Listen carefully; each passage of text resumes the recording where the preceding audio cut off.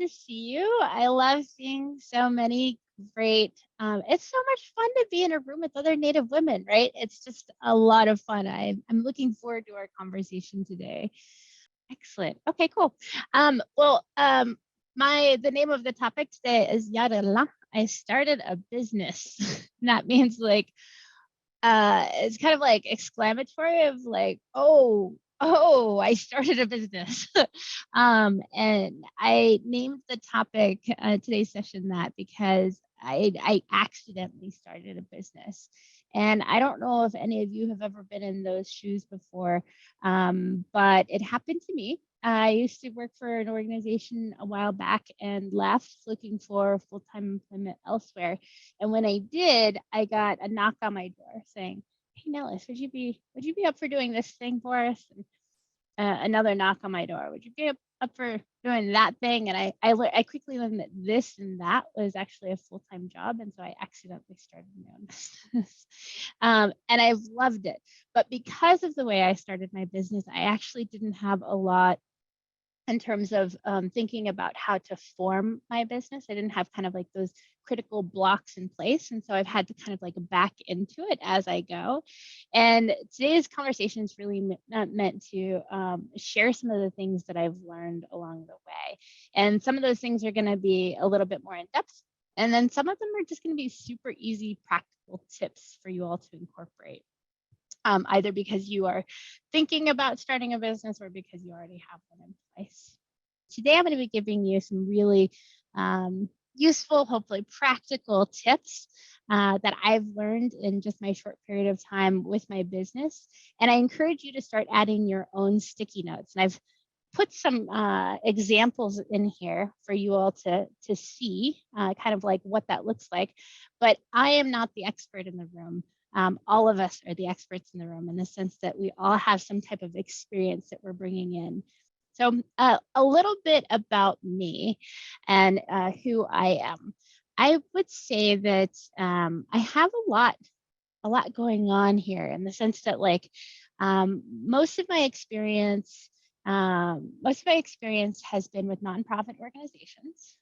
Most of my experience has been in the advocacy realm around either environmental education and advocacy, some around grant making.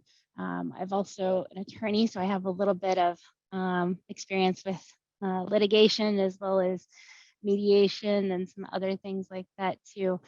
When I think about who I am, I really think about these little nerds. And I say these little nerds, these are my nerds. I am a mother first and foremost. I am a Native woman, but I'm half Navajo, half white. And in Navajo culture, many of you probably already know, in Navajo culture, it's a matriarchal culture. So the women really hold special significance, which is why I've named my business what I have, which is Asdzaa Consulting. Asdzaa means woman. And I was really blessed to start off my life by having 5 generations of women in my family at the same time.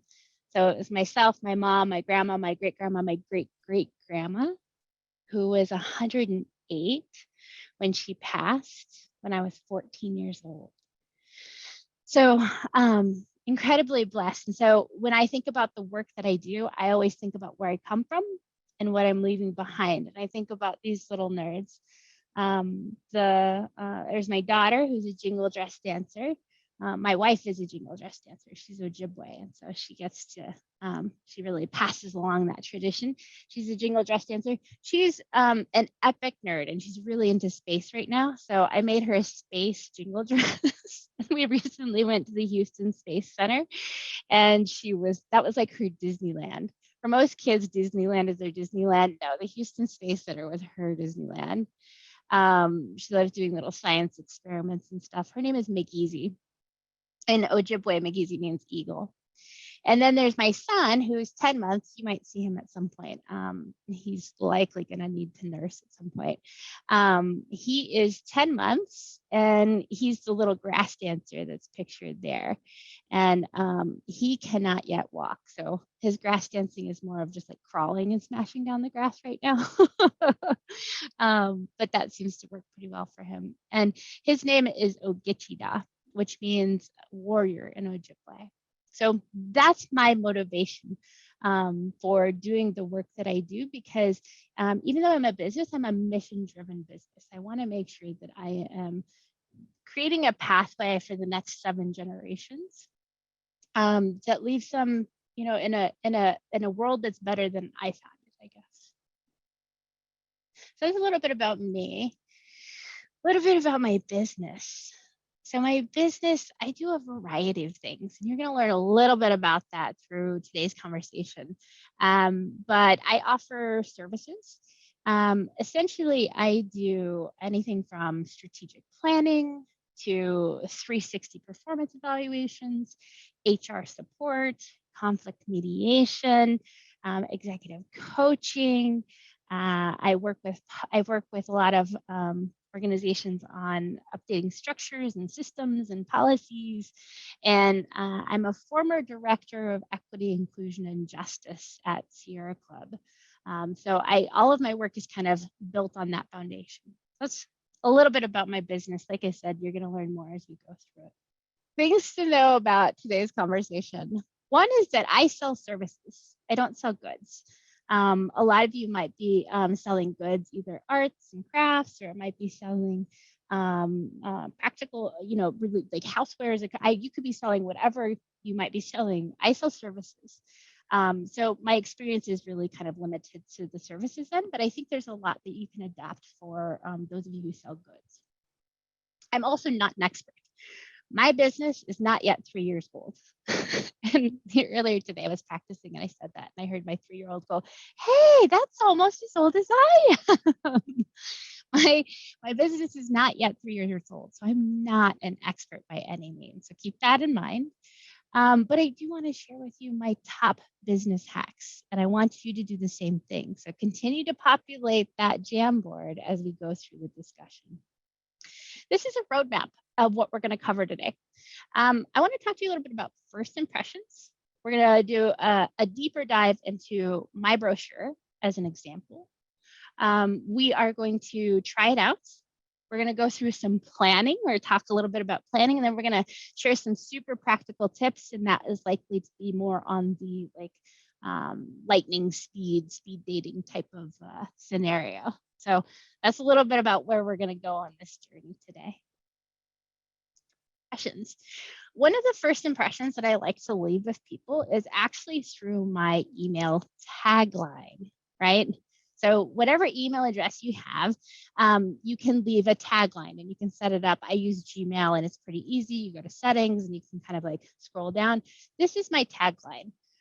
It's an easy way to make a first impression. You see that I have a logo there, and then I have some words that are a little bit about me. It's name, it's information about my title, little statements and contact information stuff. And that's my tagline. But I want to point out a few things in this tagline. I want to point out that it's chock full of information. There are actually 3 hyperlinks in my tagline. In my tagline, there's a hyperlink right here, which is to my LinkedIn site. I don't have a website. We'll talk a little bit later about that, but I don't have a website. So that actually goes to my LinkedIn profile. There's this link right here. No one can pronounce the name of my business. No one. A lot of Navajo people can't pronounce my business. I sometimes can't pronounce my business. Asdzaa Consulting. It's a very unusual name. It's really funny. My daughter's Wii ball team lost their sponsor the night before the cutoff, and they needed a sponsor, so I sponsored her team. So there are all these little jerseys, like size 2, 3 toddler with Asdzaa Consulting written on the back, and nobody knows how to say it, and they have no idea what it is. But if you were to click on that link in my tagline, it actually takes you to like a little web page where I'm recorded saying it, so people can get a glimpse into like what it means. It's also education. And then the third hyperlink right here is see here to learn about my services. That links to a Google document. That Google document is locked so that no one can edit it. It's actually in a PDF form, and that goes to my brochure. So here in my email tagline, oftentimes a first impression, you have a lot of information. In addition to that, you have like a statement here. My business is a Navajo consulting firm assisting organizations and leaders in becoming more effective and equitable. My hope is that when I write people or when I respond to people, and I try to keep my tagline on as many emails as I possibly can, because inevitably your email is going to get forwarded to someone else. It's going to get forwarded to someone else. It's going to get forwarded to someone else, which means you're just passing along information the whole time. There's an upside and a downside to the way that I've included my brochure. Because my brochure is a PDF on Google Drive, whenever I send something off into the abyss to whoever I'm sending it off to, it actually attaches itself to the email because I've hyperlinked it. So my brochure automatically gets attached to my emails so that when people read it, they can see the attachment. You don't have to click on it, but it's there. So I think it's an upside because it's a great way to be able to display your services. The downside is if you use your email in the ways that I often do, where I search certain terms to find different types of documents. If it's in your brochure, there's a fair chance that it's going to pop up on every single email you've ever written. So keep that in mind. That's a little bit about first impressions. I told you we're going to do a deeper dive into my brochure. And the main reason why I want to share a little bit about my brochure is because I think it can be used as a model or a template that you all might want to use as well. So if you were to click on that link in my tagline, it takes you to a 3-page brochure. You all don't have to read this brochure on this page. In fact, I encourage you not to. If you can, I would be really impressed. But you don't have to read it. I really want you to look at the layout of it, right? So this is kind of like the formatting. This is the layout. It's really simple. I made it in Canva, canva.com. If you all don't have a Canva account, oh my gosh, I use Canva all the time. It's super simple, makes things really pretty. And it's free for the most part, unless you want to like do ads on bells and whistles and stuff like that. I've never done that, but you can. So this is my 3-page brochure. And we're going to go through it page by page. So I'm going to show you what's on each page. This first page. On the first page of my brochure, there's a piece where I actually write a little bit about my business, right? It has the same line that's in my email tagline of working with mission-driven organizations. I say, this is by working with my business, your organization will be asked difficult questions, challenged to grow, develop new skills, essentially a little bit about my business. Then there's a little bit about me. Think about this as like your bio and why should people trust you? What makes you credible? What makes you real? In here, I have a little bit about my previous roles in my professional life. I have a little bit about my education. I have a little bit of my backstory. So my mom actually didn't grow up not far from Church Rock uranium spill. For those who are familiar with it, major uranium tailing spill that happened on the Navajo reservation back in the 70s. So a little bit about me. So it has some of the personal, has some of the professional, right? Like a little bit of my work experience and a little bit about who I am and where I come from. And then I have down here, if you don't have a bio photo, do a bio photo. I hate taking photos myself and I really hate being on video, but I promise you that having a bio photo makes a big difference, like high quality, high resolution. Most phones do that these days. You don't have to go somewhere, but make sure that you have a bio photo that you consistently use. And then down here, I actually have some inspirational words. So it's a quote from me that is meant to provide a flavor of a little bit of my values and experience, but it was also meant to inspire people. So in here I'm an organizational leader with 17 years experience in nonprofit, federal government, and tribal government sectors. Talk a little bit about my experience. I value just relationships. the power of grassroots mobilization, community power building, emergent strategies, and the wisdom of women. I believe racial justice, climate justice, and the protection, restoration, and improvement of democracy are the issues of our lifetime. I can see you all are inspired by that statement. That's kind of what you want to do, right? Share a little bit about who you are, leave some inspirational words. It makes you a person and makes you a little bit more relatable to people. So that's the first page of the brochure. The second page of the brochure, I actually have a visual representation of my service categories, right? So my service categories being, I have some just general basic services. I offer leadership and management services, people, systems and culture, organizational change management, team development and planning, Jedi specific initiatives. For those who don't know what Jedi is, it has nothing to do with Star Wars. It's justice, equity, diversity, and inclusion. And this visual representation is all balanced around Hojang. Many of you might be familiar with this concept of Hojang. It's a concept of balance and harmony in Navajo culture. So all of these services that I offer, I really try to ground them in that and center them around Hojang. Then beneath it, I have the service buckets, right? So I have each one of these listed below, but then I have what specifically it could look like underneath, right? So under team development and planning, I have chartering a team, strategic planning, cross-team communications, group and team facilitation. Like these are all areas of my services or support that I can offer. So I've broken it down into service buckets. But for those who like look at this and go, oh, that's interesting, I want to learn more, I also have my detailed services brochure. And I'm not going to bore you all with that. You all will have access to all of my information afterwards. You can take a look at my brochure if you're interested. My detailed services brochure, but then it goes even further into like, here are some of the things specifically that I do. And that one is like a 3-page document or a 4-page document. So that's my second page, which is really just focused on my services and support that I offer. The third page, I focus on what are my values? What influences me? Like, where am I coming from? What do I want to practice? What do I want to support? The 3 that I have listed here are collective liberation. I'm a big believer that everyone, no matter who you are, has a role to play in undoing systems of oppression. I don't care how privileged you are. I don't care how oppressed or marginalized you are. I think everyone plays a role and that we're all free once we're all free. So the idea of collective liberation.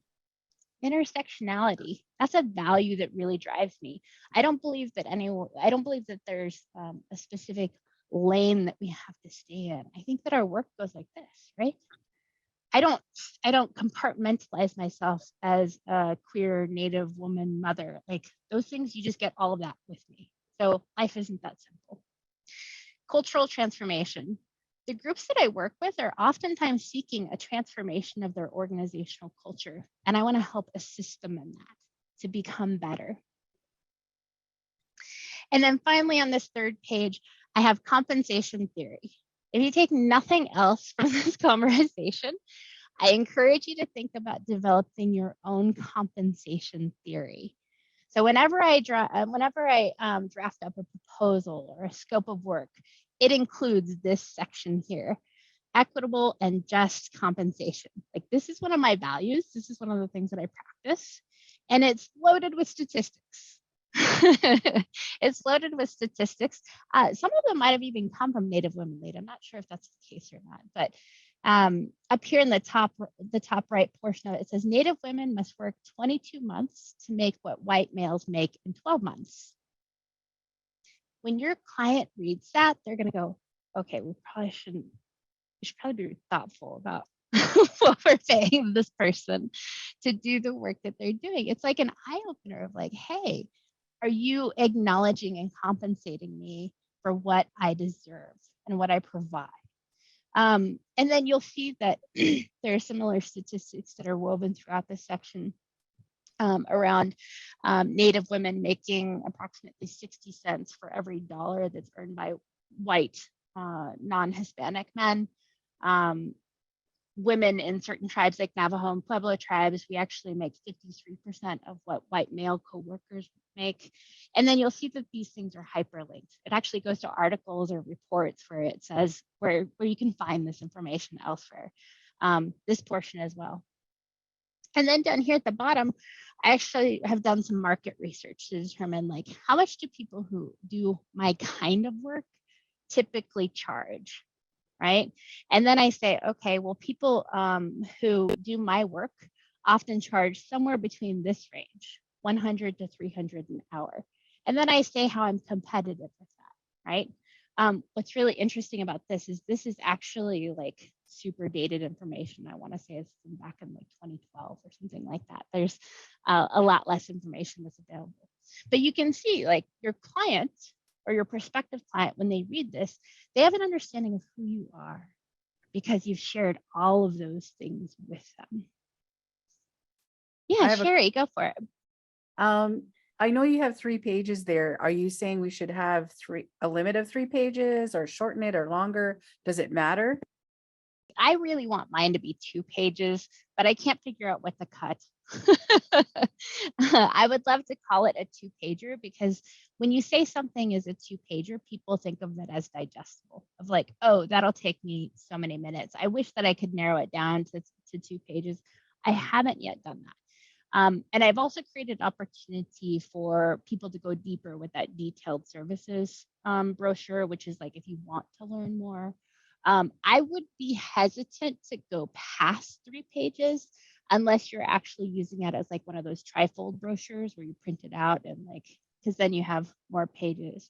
What you don't want to do is create overwhelm and provide too much information. You want to give folks like an appetizer. This is what you could expect if you're working. I encourage you all to create your own brochure.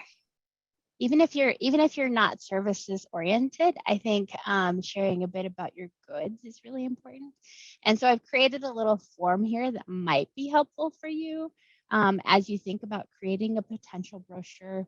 You know, provide the name of your business, a little bit about the business, like a short paragraph, a little bit about you. What are the categories of goods or services that you're selling? What influences you or what values you have? And then what's your compensation theory? Oh, just an idea. Let me know if it's useful. If you all use any of these things, please let me know. I would love to hear from you. Okay, we're going to dive in a little bit more, but we're going to hit these at kind of a higher note. I can't see how many times my brochure is opened up. I think somebody just chatted that in there. I can't see how many times it's opened up, but when I use Google Drive, I can see when someone's looking at it. So when you go into Google, it actually show you like the little circles in the corner of whether or not someone is looking at it. So you can always do that. If I jump into it and I see someone's looking at it, I always close it because I don't want them to think that I'm like watching them look at it. It just feels awkward. Great question. Yep, that's right. Yeah. For the business plan, so full transparency, I do not yet have like a fully fleshed out business plan. I could chalk this up to I'm not yet 3 years old as a business, but I really just want to own that I haven't done it. I wish that I had though, like especially as as I was creating this, I was like, this would be so valuable. One of the main reasons why I haven't is because oftentimes people create a business plan if they're planning to take out a loan. Oftentimes a bank will ask for a business plan. Beyond that, having a business plan can serve you in terms of what you seek to accomplish, but it's oftentimes a very internal facing, an internal facing document. I'm the only person in my business. I don't employ anyone else. And so it's all up here. So I don't have it on paper. What you could do is you could put together a business plan that includes things like mission and purpose, business objectives, a market analysis, a marketing plan, and then key financial info. So if you're ever thinking about taking out a loan for whatever reason, which I always advise caution, but if you are thinking about doing that, think about including these things. There's an article from the Harvard Business Review saying writing a business plan makes your startup more likely to succeed, and has a whole bunch of statistics in it about, what the likelihood of success is if you have a business plan as compared to if you don't. I think it's helpful to draw attention to this, but one thing I want to draw your attention to, in addition to that, is that this article was written in 2017. So I don't know how relevant it is today, but at one time it was relevant. What I tend to focus on more is actually a strategic plan. And this has more to do with my upbringing and my career, I guess you could say, because I come from nonprofit organizations. I come from mission-driven organizations. And so for me, I think about what is your organization's mission and purpose? Why do you exist? What is your vision? What are you hoping to see in the future? What are your values? And I don't mean what do you value? I mean, what are your values, right? Like, how are you implementing them in your work? What are your goals? What goals do you have for yourself? And a strategic plan for a business could be as easy as, I hope to be here next year. I hope to be in business next year. That's a good goal. Then I encourage you to kind of like break it down further of like, okay, what would it take for you to be in business next year? Like, what would need to happen? And then create those as goals. I also encourage you to think about what is your strategy or your theory of change, or theory for change. Yeah, theory of change. If you're wanting to change something, how are you going to get there? What is the strategy that you are going to use? You can think of a theory of change as a formula of A plus B plus C equals D. The A, B, C, that's your strategy. And then the D is kind of like adding up to your vision, right? This and your goals. Like, this is how you're going to get there. And then metrics for success. You can say all these good things, but unless you actually have a way to measure your progress, you might not actually be making progress. So think about how you're going to measure progress. It's a little bit about business plans, strategic plans. If you all are interested in strategic planning, shameless plug, I help. I help with strategic planning. If you all want to learn more, just talk, let me know. I also provide free consultations. So if folks want to reach out just to learn to get like a little bit of information, happy to help with that. I'm going to pivot a little bit here, and we're going to pivot to super practical tips. I told you this is going to be a little bit like speed dating, so I'm just going to kind of click through them. Here are some lightning fast, super practical tips. And these come from, like I said, kind of back ending into a business, things that I wish that I had known when I started the business. Taxes. If you didn't know, this week was tax week.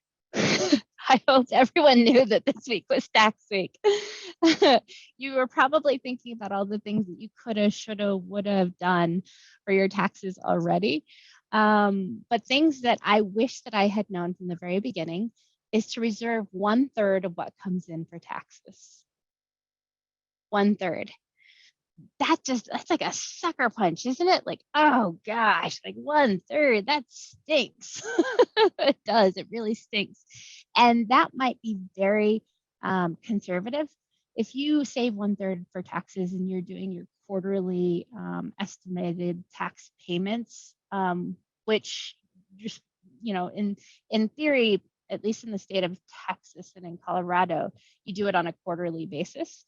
There's no like penalty for being late, but they encourage you to do that. If you're doing that and you're reserving 1/3, you might actually have a return at the end of your tax season. If you haven't done that, there's a very high likelihood that you're going to be paying taxes. So keep that in mind. It's just kind of like a good rule. It's not exact. I feel like this is just the way that it's been panning out for me. 1/3 for taxes. Second thing is deduct everything that you possibly can, especially in your first year. Think about, like, I have a webcam, right? I have a webcam. I'm looking at it right now. My webcam is like a A super high quality webcam. It's supposed to provide like a level of pixels or something along those lines.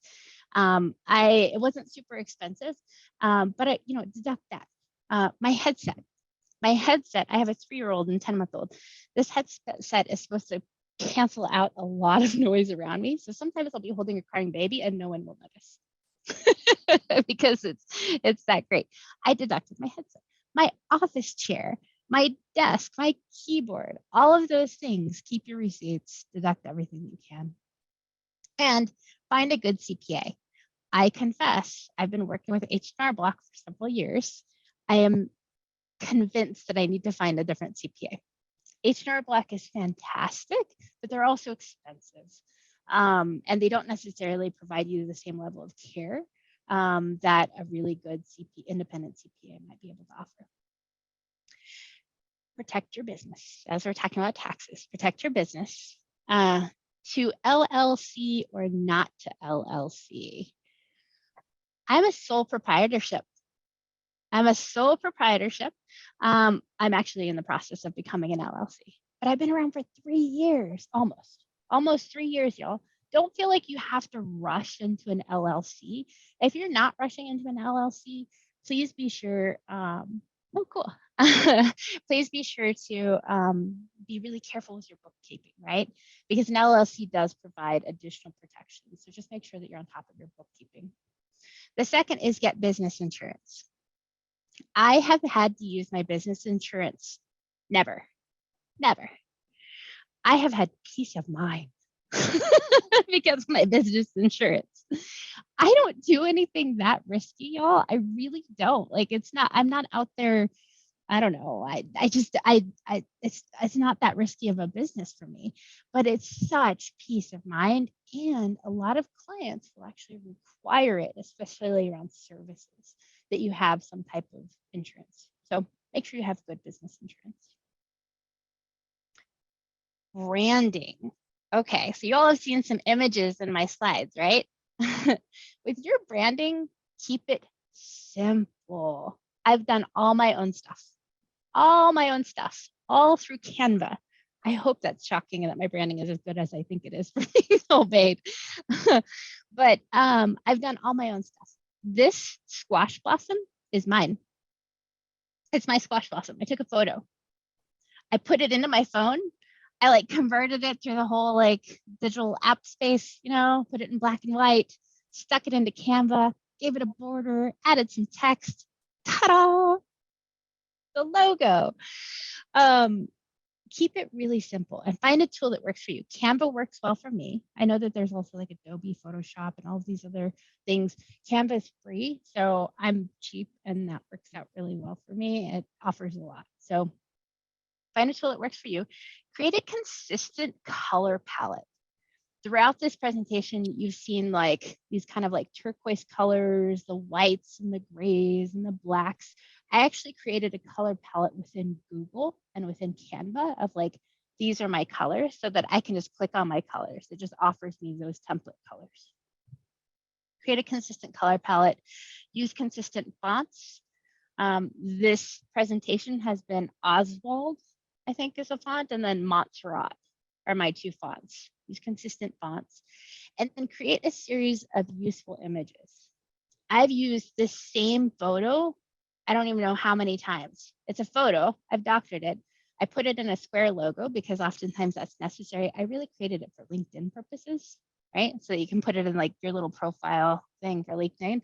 And then I also have this, I created it into a letterhead, right? There's this letterhead. This is also the same size as a LinkedIn cover photo or a Facebook cover photo.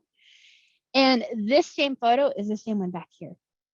Just think about how you can use the same photo in different ways. I've just changed the opacity. I've made it bigger. I've zoomed in a little bit.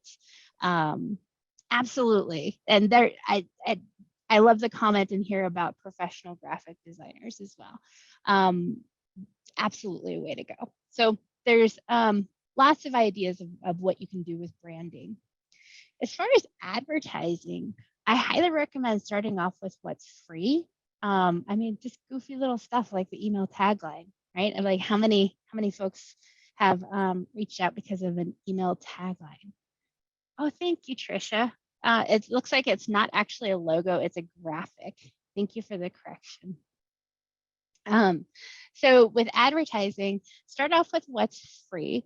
I haven't ever had to pay for advertising, which is really great. A lot of it has been through word of mouth. If you are experiencing lulls, consider seeking out referrals of people that you know and trust. Can you send people my way? I'm in the process of looking for more work. Can you send people my way? Also encourage you to leverage partnerships you might have. So maybe perhaps you subcontract with someone else. Think about how you can kind of pivot off of one another when work is high or when work is low. Or if they can't take on a project, ask if they would mind sending it your way. Leverage your partnerships and use social media. Social media is a great tool. If you are going to do paid advertising, social media is a great place to start. There are lots of options. There's also geo-targeting. So if you have a physical location for your business that you operate out of, geo-targeting is really great. Two things to consider when you're advertising. Who is your clientele, right? Who are you selling things to? What do they want to see? And then two, what is your goal with advertising? So think about those things. And then from there, I encourage you to actually work with someone who is in advertising, not me. I'm not the advertising guru. I can tell you a lot of things leading up to paid advertising, but at that point, you can work with someone who can actually tailor a plan for you to have maximum benefit and input. So that's a little bit about advertising. One more slide on the practical tips. Template everything. If you can, template everything. I like this analogy of recycling. It's like reduce your workload by templating things, reuse your templates, reuse the same materials, and then just keep recycling them, right? So when I say template everything, I mean your services contract. Create a template and then just highlight certain portions that you have to fill in every single time. That way you have a go-to, you don't have to start from scratch. Don't recreate the wheel. Your scope of work, if you're putting together a scope of work or a proposal, you can even create a template for those things, your invoices. I use the bookkeeping program Wave. I really enjoy Wave. There's also QuickBooks, and there's lots of other things out there. I think QuickBooks is one that you have to pay for. Wave is free. It works out really well because I am the only person in my business. And it's pretty user friendly. So for invoices, you can have a template for that. Brochures, slide decks. I actually have like an entire deck of slides of like, I just have to like pick a slide, copy paste, pick a slide, copy paste, then populate with the text. And then another really fun one is I have a resources library. This one is, and it's just for myself. It's just me and my business, but I use it all the time. I'm the nerd that comes up with a resources library of Google Docs where I actually created my own tag list of the types of resources that I collect and use in my business. So here's a tag list where you have like the hashtag, and you have the name, and then you have all of these resources, right? There's like 150 resources that I've been collecting over 3 years of like things that I really love and use. So if I want to do, let's say that I want to look up gender, right? If I'm looking for a resource on gender, it's hashtag gender. And then I can go to the resource. Look at this. This is a 7-minute animated video on power, privilege, and oppression. This one is an article about feedback, and it includes a little bit about gender and sexism. There is more here about women get nicer feedback and it holds them back.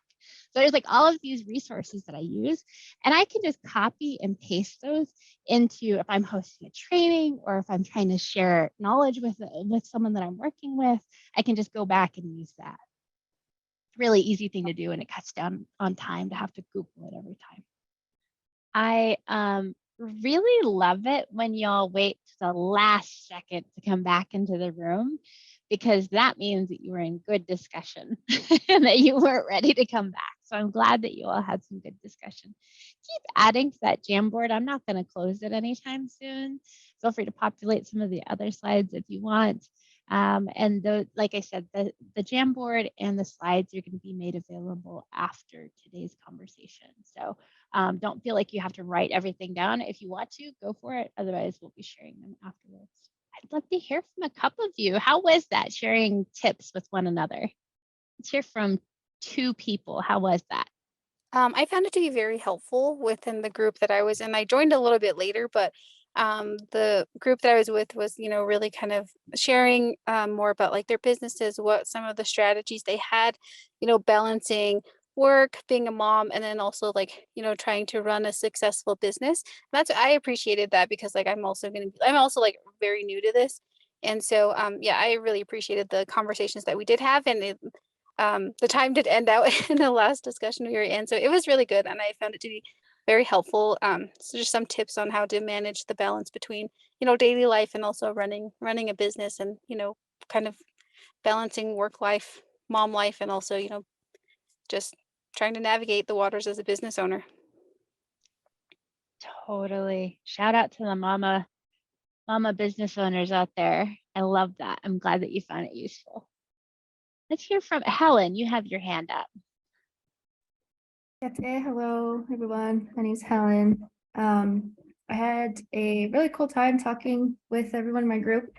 I learned that we have a similar connection with one of the members in my group from Oneida and up in Wisconsin, so that was cool. But really focusing on, I'm still an undergrad student. I'm studying music business, and I work at a nonprofit music venue, and I've been producing my own native music festival for the summer in August. Sweet. And I have dreams of potentially expanding to different cities in the future, because I don't know, it's just important to me to see good representation of Native people and to bring more Native music on the stage. And so learning from you, especially, and everyone here on how to do the financial side. I've learned a lot in this process of like getting my proposals ready, asking different organizations for funding and such. So learning how to store that, and then how to build upon that into an actual business plan for after I graduate or after I attend grad school, most likely. So yeah, thank you. So glad to hear that. I love that. I love that. Thank you. And definitely want to learn more about the music festivals. If you come to Texas, please reach out. That's where I find myself these days. Well, okay. Well, before we hit on our last slide, I first want to invite folks to, I've had some tremendous opportunity here to actually share a lot about my business, and I want to be really mindful that you all may not have been able to share as much about your business as perhaps that you wanted to in this conversation. So I want to invite folks to chat in the names of your businesses, your websites, your LinkedIn pages into the chat box so that folks have them available. In particular, I want to call out any CPAs, any graphic designers, any business planners, any bookkeeping services, any folks who like create LLCs. A lot of the things that I touched on. If you do any of those things, please chat in your name and kind of like just like the 1-sentence description of what you offer so that folks understand what that is. Because like I said, that, you all being able to connect with one another is really important. And I think we all just make one another better. While you all do that, I'm going to hand it back to Jen for questions and comments managing that time. Yes, thank you, Nellis. Oh my gosh. We definitely have been writing down all of the tips and looking forward to checking out the slideshow, but definitely want to open this time for anyone who would like to ask any questions or any other recommendations, things you wish you knew when you started a business. And don't forget, there's a a lot of resources being dropped in the chat. Don't forget to use your business journal to write them down. And you'll also get this recording later. So that's also an opportunity to get this information. But I'm going to go ahead and ask Sherry to go ahead and come off mute and ask your question. Not so much a question, I guess, just in our little group, I did recommend to the ladies that when you're pricing things out, whether it's goods or services, that a lot of people will go in and they'll price something and thinking, oh, that's too much. And I found that as a small business advisor, I work with a few women in business, and I would ask them to double the price and it still would be lower than what other competitors were out there. So one thing I would encourage you to do is just not to undersell yourself. Absolutely. I want to add to that though there's one thing that someone told me about, if someone were to say that your products were not worth the price, but a lot of the times your targeted customers will actually pay for the product, and not to lower yourself because someone said that it's not worth it. And that is such a gender thing, right? It's a gender thing, but then there's also like the race component as well. Like if you look at the statistics around what men charge as compared to women, if you look at statistics of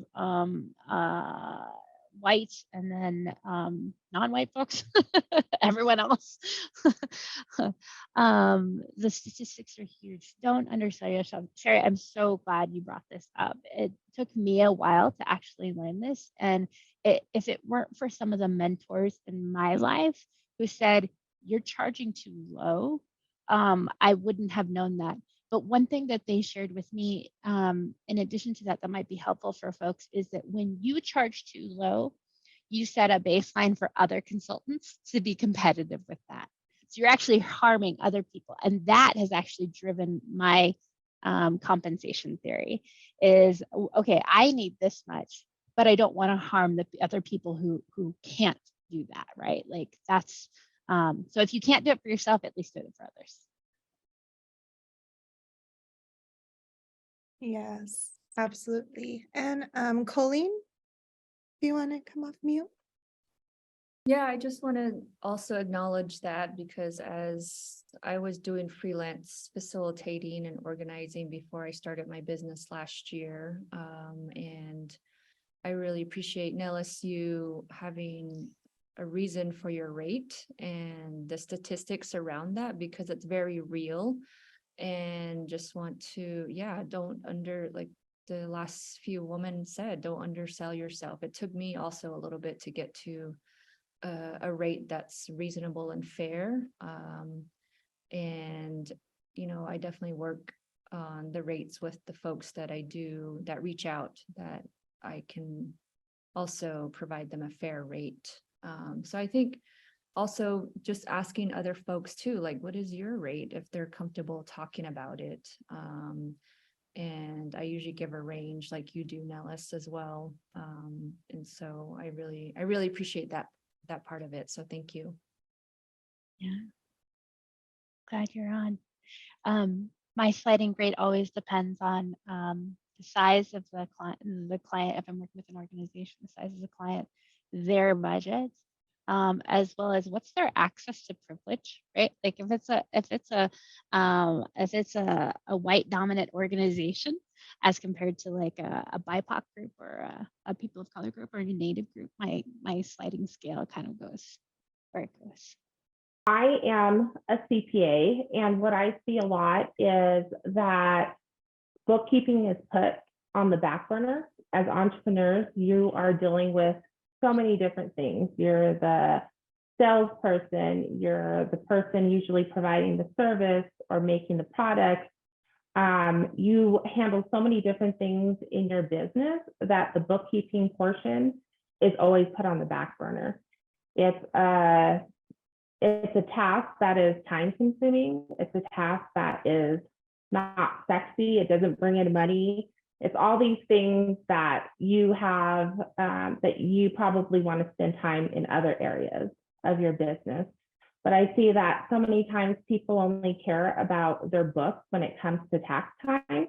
But if you don't have good, solid financial statements, you don't know where you stand throughout the year. You don't know whether you're pricing your products correctly. You don't know if you should be putting more energy in one location versus the other, or whether, a customer is really, profitable to you. So having financial statements and reviewing that data on a consistent basis over the course of the year is going to put you in a better situation as far as knowing what your accurate taxes are going to be, but also being able to strategize on how do you pay less taxes. So it is one thing that many entrepreneurs put on the back burner. If there's anything that you guys could do today is like be proactive in your bookkeeping. If it's something that that's too time consuming and you can outsource that, then do that. If not, then connect with someone that can help you with that so that you're developing good habits and that you have financial information so that you're a better business owner. So you know where you stand with your business on a month-to-month basis versus once a year when it's tax time. I can't love that enough, Amber. That's so great.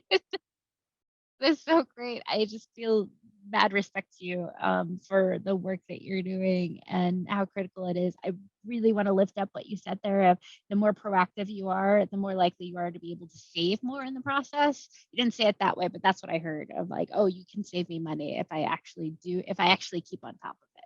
Thank you. Yeah. One more thing. I know that when people come to tax time too, or they come to like year end, they want to spend all their money so that they don't pay taxes on it. And I think the mindset around that really has to change, because you're going to spend all the money that you have in your bank account so you don't pay taxes is really hurting you. Are you setting yourself up for the next year? And if anything were to happen, like a recession or COVID or anything, do you have the capital in your bank account to sustain you for whatever is coming down the road? Plus, you're only paying a percentage of that money. You're not paying everything to the IRS. So rethink your thoughts about paying taxes. Of course, do what you can to minimize it, but don't go and spend all your money just because you don't want to pay taxes in it. It's not the right strategy. And you need to have a good, strong cash position in your business. Thank you, Amber. Yes, everything you said completely resonates with me. And thank you so much for those tips. And thank you everybody for sharing your businesses, your information where we can connect with you. And before we close, does anyone have one last comment or one last question or one last recommendation to share with the group? I'll share one thing real quick again. So I work as a communications assistant, so I do a lot of marketing, social media for my venue. And we use the social media scheduling software called Loomly. That's Loomly. So basically it helps you take a lot of weight off your shoulders and it allows you to schedule all your posts like months in advance and create content months in advance so that you're not schedule or posting things manually. So saves a bunch of time, good hack. You can start at a free account. So I think it's a good investment if you need to do that for social media. Absolutely, yes. I'm not the social media person for our team either. And I'm like, thank you so much, Ari, for holding it down for us. But the scheduler definitely takes a load off of our shoulders as well. So with that, I wonder if maybe how we entered the space and we brought our individual languages, our unique selves, and introducing ourselves to the group. And I wonder if we can't all come off mic and say thank you or share words of gratitude in your home language. Does that sound okay with everybody? Awesome. So we'll go ahead and come off mic. And I invite you to come off camera if you'd like, just to share a thank you or words of gratitude in English or in your own home language. So in 1, 2, 3. Asdzaa hakuna. Thank you. And thank you so much, Nellis, for sharing your time, your energy, and expertise with us today. But have a wonderful day. Asdzaa hakuna.